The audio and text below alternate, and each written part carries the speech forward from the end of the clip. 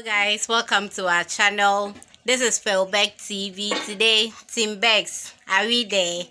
Yes, some small free time in the house. I decided to prepare some local chips for the house. Yay! And my mom and my sis are rapping background doing their own thing. Yeah, so Team Bex, let's dig in. Let me show you how to prepare local Ghanaian chips. Okay, so let me take you through the ingredients. We have here flour.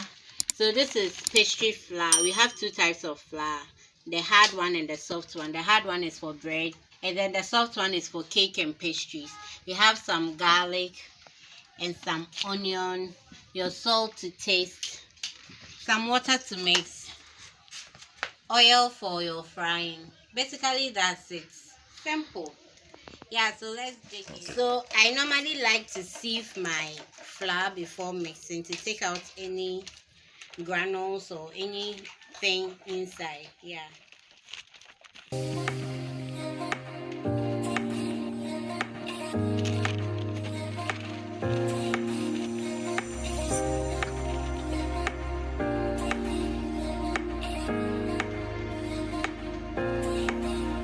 guys, you prep your onion and then the garlic and go and blend, which I've already done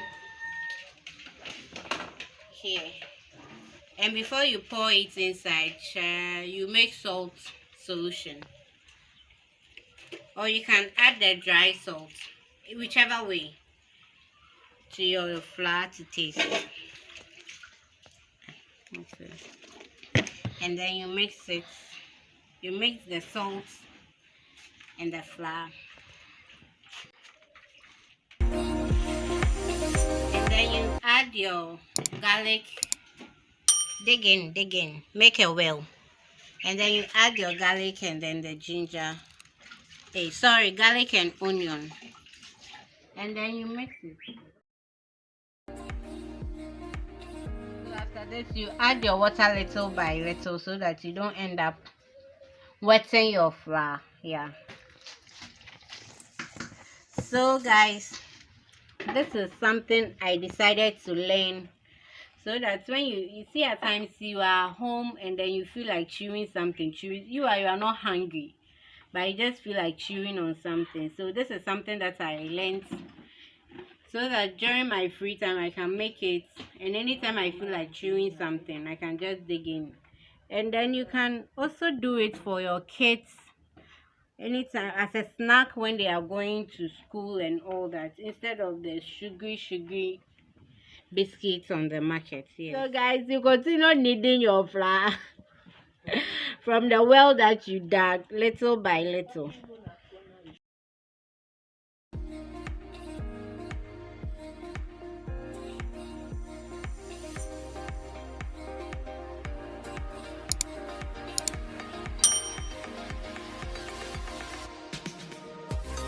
So guys, this is the texture of how your dough should be. Yeah, you knead it till it's smooth, not too hard, not too soft. You see how it's coming off nicely? Yes, so that you'll be able to roll it and then do your cutting. So when you are done with this, you divide it into two, and then you wrap it in a foil, a clean film. I'll do that shortly. So you wrap it in your clean film.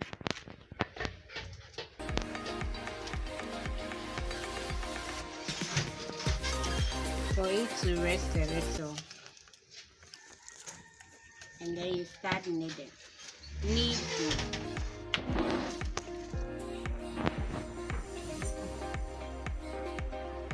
So after some few minutes, I'm coming to roll the dough. So you get your chopping board or any smooth surface that you can roll, and then your rolling pin.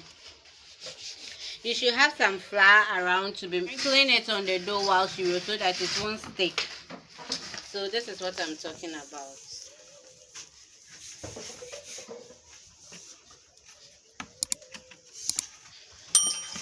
So with this one, I'll stand up. Then you roll. So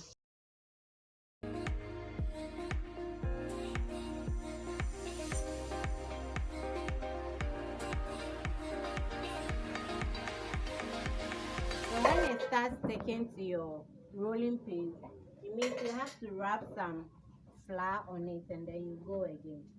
Or you sprinkle flour on the dough itself and then you go again. So when you are rolling it, it shouldn't be too thick or too well, depending on how you want it. If you want it to be crispy, you don't have to roll it too thick. It has to be in between there. So you get your knife and then you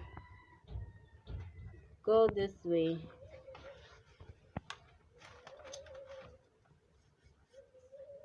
So you can use some flour on the knife.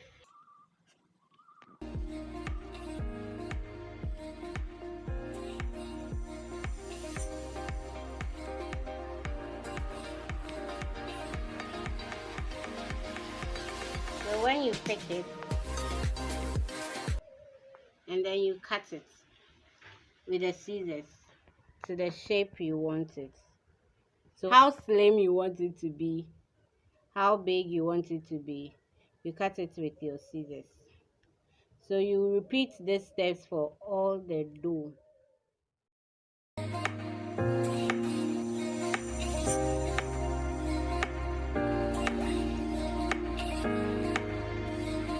My oil is hot. I just tested it with this sample and it's pretty hot. It's even cooking it. So after cutting, you just pour it into the oil. Whilst it's frying, try to separate them. Else when it gets totally fried, it will be stuck together. So like I'm doing, you try to separate them.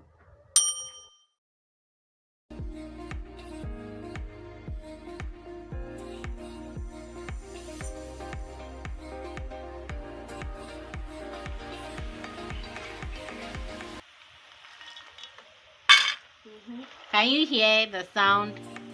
Shows how crispy it will be. Okay guys, so you can try it out and let me see in the comment section how yours went. Yeah, so on this note, don't forget to subscribe, hit on the notification button, like and share. Yeah, and to our old subscribers, we love you. I be you know that. And to our new, don't forget to subscribe. Join the family. It's all back for you, y'all. Bye.